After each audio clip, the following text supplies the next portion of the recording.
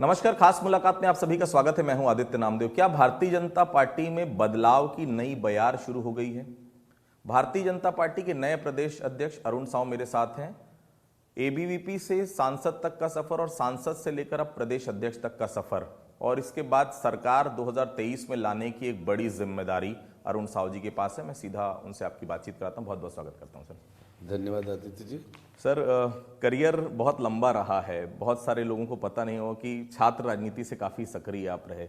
छात्र राजनीति की शुरुआत कहाँ से हुई सर? किसकी प्रेरणा से एबीवीपी आपने ज्वाइन किया था?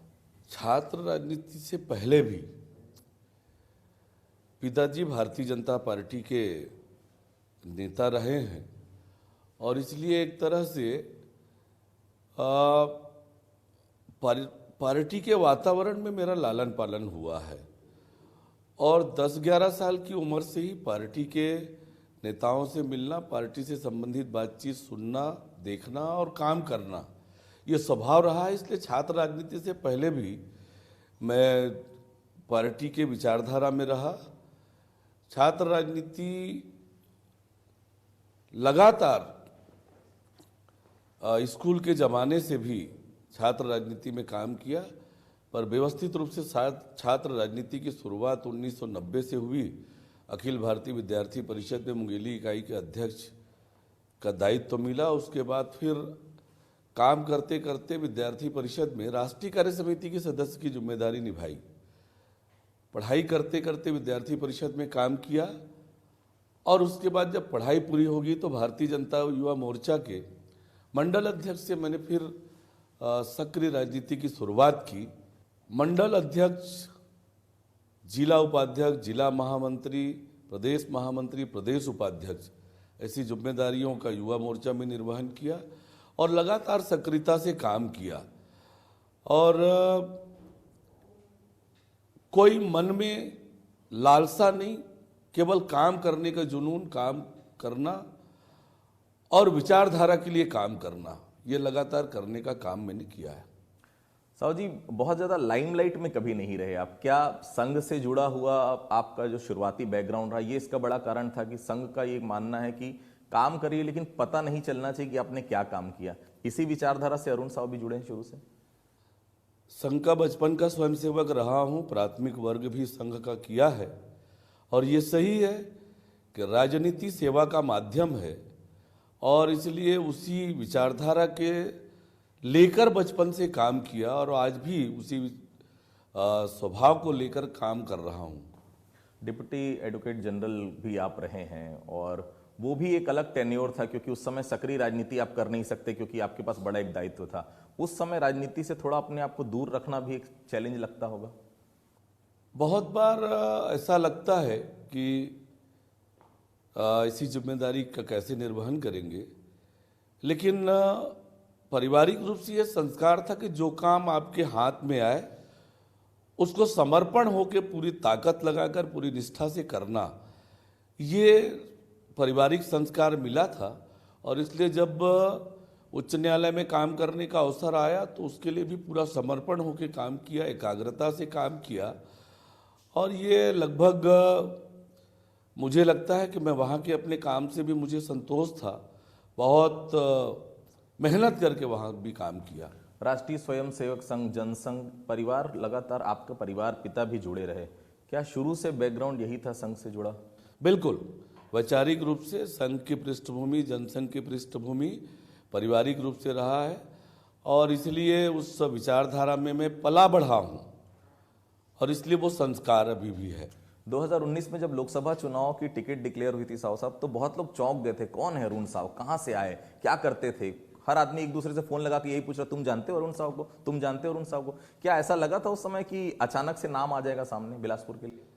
हाँ, मैंने जैसे बताया कि किसी महत्वाकांक्षा या किसी पद के लिए मैंने राजनीति में शुरुआत नहीं की। मैं तो विचारधारा के लिए काम करते रहा और जब 2019 में लोकसभा के लिए प्रत्याशी घोषित हुआ, मेरे लिए अप्रत्याशित था और ये निर्णय कहीं और नहीं हो सकता, केवल भारतीय जनता पार्टी में हो सकता है।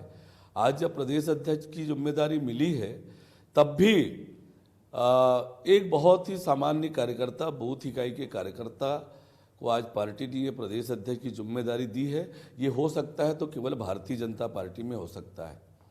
साहु जी, 2018 का जो नतीजा था विधानसभा का बहुत अप्रत्याशित था। वो पार्टी जो 15 साल सत्ता में रही, वही पार्टी 15 सीटों पर सिमट गई। बड़ा चैलेंज है 2018 के चुनाव के बाद भारतीय जनता पार्टी के लिए प्रदेश में। देखिए, भारतीय जनता पार्टी के इतिहास के बारे में विचार करें तो भारतीय जनता पार्टी कहां से आज कहां तक पहुंची है। हर प्रकार की चुनौतियों को सामना करते हुए भारतीय जनता पार्टी इस मुकाम पर पहुंची है। आज दुनिया की सबसे बड़ी राजनीतिक दल है, तो चुनौती और चुनौती को अवसर में बदलने का स्वभाव भारतीय जनता पार्टी के एक एक कार्यकर्ता में होता है, और इसलिए 2023 की चुनौती भी हम निश्चित रूप से फतह करेंगे और छत्तीसगढ़ में भारतीय जनता पार्टी की सरकार बनाएंगे। भारतीय जनता पार्टी की प्रेजेंस वो दिख नहीं रही है साहब, जो सड़क पर दिखनी चाहिए, जो विधानसभा के भीतर दिखनी चाहिए। बड़े आंदोलन की जरूरत महसूस कर रहे हैं कि अब भारतीय जनता पार्टी को सड़क पर आना हो, क्योंकि 1.25 साल है, आपके लिए भी बड़ा चैलेंज है। देखिए, देश में एकमात्र राजनीतिक दल है भारतीय जनता पार्टी, जो रोज सक्रिय रहती है। सप्ताह के 7 दिन कुछ न कुछ कार्यक्रम और काम भारतीय जनता पार्टी के कार्यकर्ता करते रहते हैं, जनता के बीच में रहते हैं। कोरोना के लॉकडाउन के दौरान सभी राजनीतिक दल लॉकडाउन में थे, केवल भारतीय जनता पार्टी जनता की सेवा करने के लिए, जनता को सहयोग करने के लिए लगातार काम कर रही थी। लगातार अभी 3 साल तक माननीय विष्णुदेव साय जी के नेतृत्व में पार्टी ने लगातार काम किया है। ये निश्चित है कि आने वाले समय में उसकी गति को और बढ़ाएंगे। सदन से लेकर सड़क तक लड़ाई लड़ेंगे। आज छत्तीसगढ़ की सरकार जो जन विरोधी सरकार है, जो वादा खिलाफी करने वाली सरकार है, ठगने वाली सरकार है, इस सरकार को उखाड़ फेंकने के लिए भारतीय जनता पार्टी का एक एक कार्यकर्ता पूरी तत्परता से जुटा हुआ है। छत्तीसगढ़ में भारतीय जनता पार्टी का हर मतदान केंद्र स्तर तक निष्ठावान कार्यकर्ता है, मजबूत संगठन है। एक एक कार्यकर्ता को साथ लेकर, हर एक कार्यकर्ता को साथ लेकर हम 2023 में भारतीय जनता पार्टी की सरकार बनाएंगे। और अटल जी ने जिन बड़े उद्देश्य से छत्तीसगढ़ अलग राज्य का निर्माण किया, बड़ा मन दिखाया, दृढ़ संकल्प दिखाया अलग छत्तीसगढ़ राज्य बनाने का, तो अटल जी के सपनों को आगे बढ़ाने के लिए, उनके सपनों को साकार करने के लिए 2023 में निश्चित रूप से कमल खिलाएंगे। मुझे पूरा भरोसा है भारतीय जनता पार्टी के लाखों लाख कार्यकर्ता जो अटल जी के भक्त हैं, अटल जी को अपना प्रेरणा स्रोत मानते हैं, अपना मार्गदर्शक मानते हैं, तो अटल जी के इस छत्तीसगढ़ को, उनके सपनों का छत्तीसगढ़ बनाने में 2023 में कमल खिलाएंगे। 2003 से 2018 का जो टेन्योर रहा साहब, वो मध्य प्रदेश और छत्तीसगढ़ में तकरीबन एक सा रहा। भारतीय जनता पार्टी अप रही, लेकिन हमने देखा कि मध्य प्रदेश में भी कांग्रेस की सरकार आई, लेकिन बहुत स्लाइटली आई। लेकिन अभी किस तरह की स्थिति आप देख रहे हैं? वहां कांग्रेस को बढ़त मिली थी शुरू में, अभी फिर वहां भी भारतीय जनता पार्टी की सरकार है। भारतीय जनता पार्टी को छत्तीसगढ़ में नकारा क्यों गया, क्या मानते हैं आप? देखिए, अब जब हम सब इस बात को महसूस करते हैं कि किस प्रकार से लुभावने वादे जन घोषणा पत्र के माध्यम से कांग्रेस लेकर आई, और उस लुभावने वादों से मुझे लगता है कि जनता प्रभावित हुई, और आज वही जनता अपने आप को ठगा हुआ महसूस कर रही है। छत्तीसगढ़ की जनता इस सरकार से जल्दी मुक्ति चाहती है, और भारतीय जनता पार्टी का एक एक कार्यकर्ता छत्तीसगढ़ की जनता की आवाज बनेगा। 2023 में फिर से कमल खिलाएगा। 2018 के बाद वरिष्ठ कार्यकर्ता जो पार्टी के, वो घर बैठ गए हैं साहब। वरिष्ठ नेताओं, वरिष्ठ कार्यकर्ताओं के बीच वो समन्वय की कमी कहीं ना कहीं देखने को मिल रही। हो सकता है आप कैमरे के सामने एक्सेप्ट ना करें, लेकिन सच्चाई यही है। उन वरिष्ठ कार्यकर्ताओं को, उन कार्यकर्ताओं को पार्टी से जोड़ना और पार्टी में वापस लाना और सक्रिय बनाना, यह भी एक बड़ी जवाबदारी है। भारतीय जनता पार्टी के सभी कार्यकर्ता, वरिष्ठ, सब लोग भी अपने अपने स्तर पर काम कर रहे हैं। निश्चित है कि उनको और सक्रिय करने का, उनको और आगे बढ़ाने की जरूरत है। वो मिलके करेंगे। छत्तीसगढ़ की भारतीय जनता पार्टी के सभी कार्यकर्ता, छोटे बड़े वरिष्ठ, सभी एकजुट होकर काम करेंगे और 2023 में कमल खिलाएंगे। लखीराम साहब, ठाकरे साहब, सारंग साहब जब होते थे, संगठन का बड़ा दायित्व होता था। अब वो संगठन का दायरा सीमित होता जा रहा है। अरुण साहू जी, इसके लिए कुछ प्रयास आने वाले समय में? आज देश की सबसे बड़ी राजनीतिक दल बनी है भारतीय जनता पार्टी। देश में सरकार है, 17-18 राज्यों में सरकार है, तो भारतीय जनता पार्टी का दायरा बढ़ा है और लगातार बढ़ रहा है, जनाधार बढ़ रहा है। ऐसे क्षेत्र जहां पर भारतीय जनता पार्टी नहीं थी, उन क्षेत्रों में हमारी सरकारें बन रही है, तो भारतीय जनता पार्टी का विस्तार हो रहा है और भारतीय जनता पार्टी का काम विस्तारित हो रहा है। आपके राष्ट्रवाद का चुनौती देने के लिए छत्तीसगढ़ की सरकार ने, कांग्रेस सरकार ने अपना छत्तीसगढ़वाद चलाया है। ये छत्तीसगढ़ियों की सरकार है, छत्तीसगढ़ की सरकार है, ये एक बड़ा डेवलपमेंट लोगों के बीच में आया है कि छत्तीसगढ़ियों की सरकार। क्या इसके लिए कुछ? आज पिछले 4.25 साल के कार्यकाल को इस सरकार का देखेंगे तो इस सरकार के काम कार्यक्रम केवल कागज में, जुबान पर और विज्ञापन में है। धरातल में किसी तरह का काम नहीं हुआ है।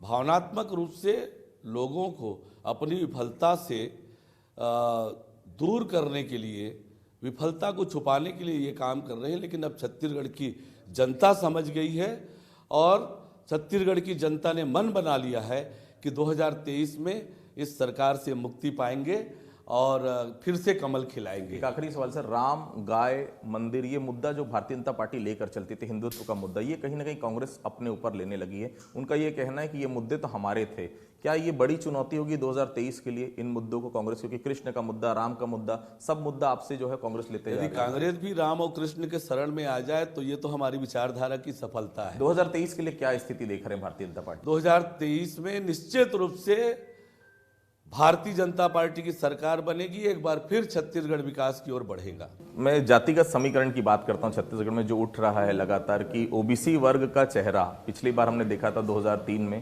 प्रदेश अध्यक्ष उस समय डॉक्टर साहब हुआ करते थे, फिर मुख्यमंत्री पद के सबसे बड़े दावेदार रहे। तो क्या पार्टी का बड़ा चेहरा 2023 के लिए अरुण साहब देख रहे हैं अपने आप को?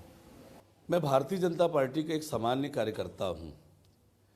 जैसे मैंने आपको पहले भी बताया कि मैं अपने काम की चिंता करता हूँ, जो जिम्मेदारी मिली है उसमें पूरा समर्पण भाव से काम करने का स्वभाव है और उसी पर मेरा ध्यान केंद्रित होगा।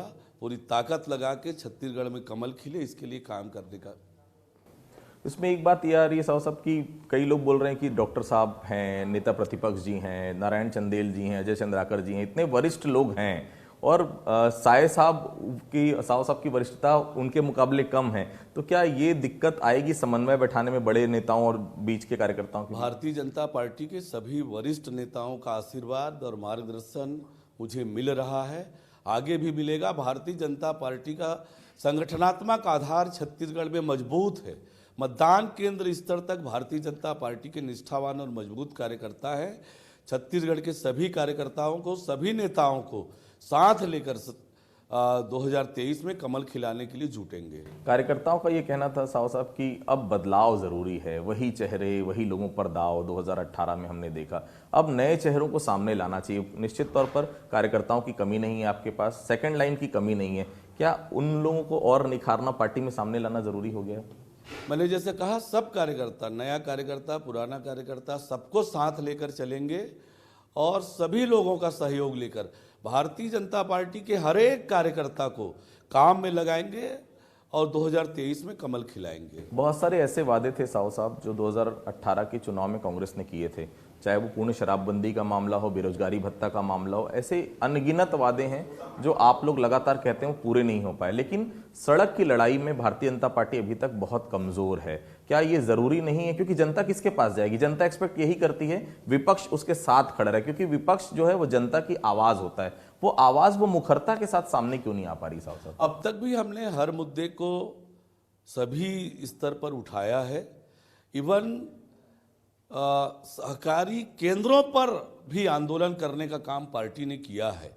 हर मुद्दे पर लगातार हम सक्रियता से काम कर रहे हैं। उसका स्वरूप अब बड़ा करने की आवश्यकता है, बड़ा करेंगे। सदन से लेकर सड़क तक लड़ाई लड़ेंगे।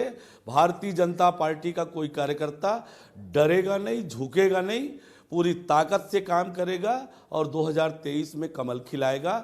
हम सब अपने कार्यकर्ताओं के साथ खड़े हैं, सब मिलकर काम करेंगे, 2023 में कमल खिलाएंगे। एक आखिरी सवाल, ग्रामीण अर्थव्यवस्था की अगर हम बात करें तो गाय का मुद्दा, गोबर का मुद्दा, ये ऐसे मुद्दे हैं जिसमें कांग्रेस अपनी पीठ थपथपाती कि गोबर का आप लोग विरोध करते थे। आज देखिए यूपी चाहे हो नरेंद्र मोदी हो, लगातार गोबर और गाय का जो काम कर रहे हैं सरकार, वो काफी अच्छा चल रहा है। क्या गौठान और गोधन न्याय योजना ये वो योजना है जो कहीं ना कहीं आने वाले समय में इसके पैरेलल कोई योजना भारतीय जनता पार्टी को लानी पड़ेगी? किसानों की चिंता करनी पड़ेगी कि दो बड़े फैक्टर थे जिसके कारण 2018 में भारी नुकसान हुआ था भारतीय जनता पार्टी को। छत्तीसगढ़ में राज्य की कांग्रेस सरकार की सारी योजनाएं कागज पर है, विज्ञापन पर है, कांग्रेस के नेताओं की जुबान पर है।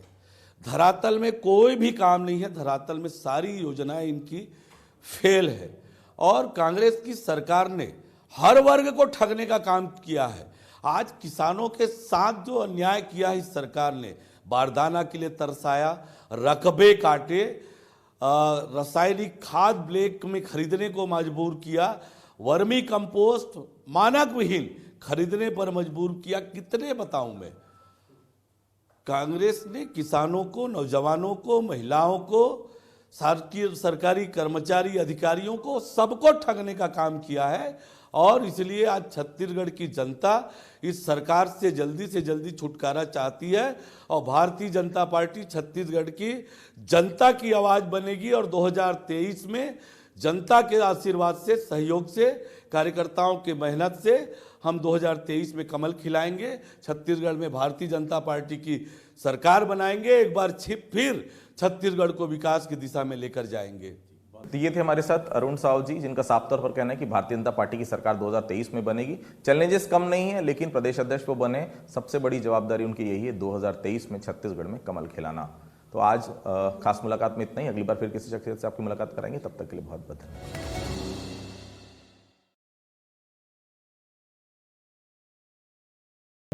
Corporate group